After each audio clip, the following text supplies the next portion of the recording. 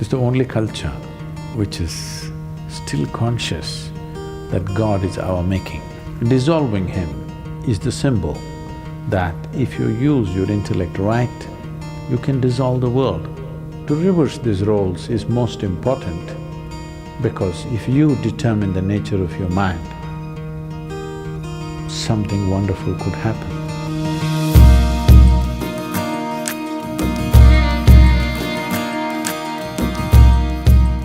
There is a festival in the months of August and September in India. It's called Ganesh Chaturthi. It is a god with an elephant face. It was not supposed to be an elephant, it was supposed to be a Ghana. Somewhere one artist made a mistake and it became an elephant. It's called Ganapati, that means the chief of Ghanas. So, they will make an image of Ganesh with clay, unburnt, and then they will paint him up nicely. Some people do without paint, some people will do with paint. And then they will worship him and huge festival, music festivals happening around him, big events. Some people build huge ones, 108 feet tall, big ones. But after that period is over, usually 1 week, 15 days, in different places, different times, then they will go and drown it in the lake or in the ocean, so that God dissolves. Create a god, create a frenzy around him, make him your entire life. For those 15 days or 1 month, there's nothing else but Ganesh. We eat what he eats, we only like what he likes, everything is about him, but then one day we'll dissolve him. Once he's dissolved, he's done. It's the only culture which is still conscious that God is our making. So, he is the symbol of intellectual activity because he wrote great scriptures and the sage who dictated the scriptures to him, the challenge for him from Ganesh was, he should not pause in the dictation. He must continuously speak and he will continuously write. He said, if you pause, I won't write further. It's a test for the sage, whether what he's speaking is really a fountainhead of his being or is it something scholarly that he makes up in his head. So Ganesh said, only uninterrupted dictation, if you do, I will write. If you pause somewhere, once I keep my pen down, I will not write again.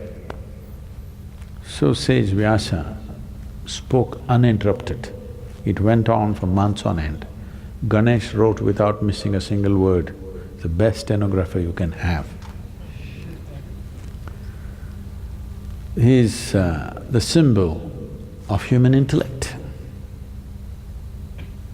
This is very symbolically right because this is the nature of your intellect.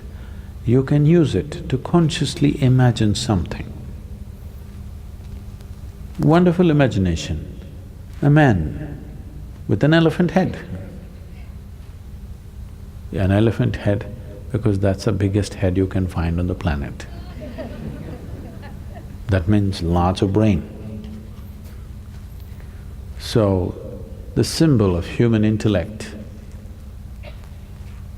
dissolving him is the symbol that if you use your intellect right, you can dissolve the world. Dissolving the activity of your intellect is no problem. Once you dissolve the world with your imagination, switching off the imagination is not a big problem.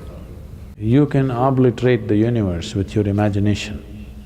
In your experience, universe will not exist if you create a powerful imagination. But then, switching off the imagination is a much simpler process. If the imagination is consciously developed, turning it off is easy. Right now, bits and pieces of imagination happening unconsciously, it looks like it's impossible to stop it. So the entire festival is symbolic of this, that we create him and you must see the festivity that happens around him. Usually he's kept in public places. In every home it'll be kept, private ones. Apart from that, on the streets, big ones, many streets will be blocked for this 15 days to 30 days, traffic stopped, everything. He will be sitting right in the middle of the street, big celebrations, music, stuff happens around it, people live around him for this period. But when the time comes, they just go dissolve him and that's about it. He's done. Next 1 year, nobody thinks about it.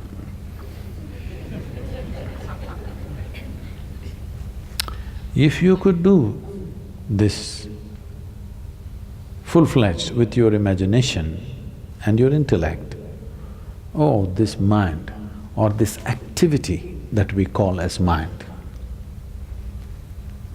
I want you to get this clearly. Your mind is not an absolute thing. It is only a certain type of activity. No activity, no mind. Yes or no? Suppose you have no thought at all right now. Do you have a mind? Oh, I have a mind, I don't have a mind. Yes, you have, because that's a thought. If there is no thought, there is no such thing as mind because it's a certain activity.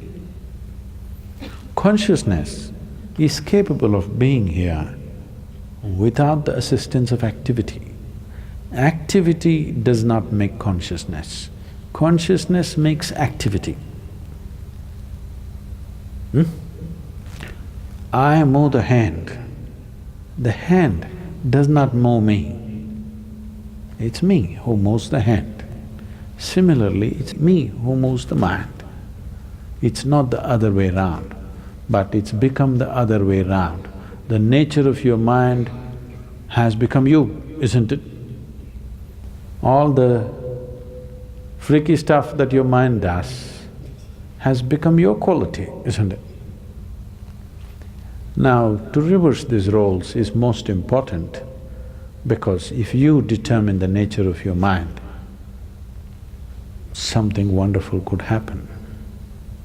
If your mind determines the nature of who you are, it is an accident. Is it a terrible accident or not? That situations decide, but it's an accident.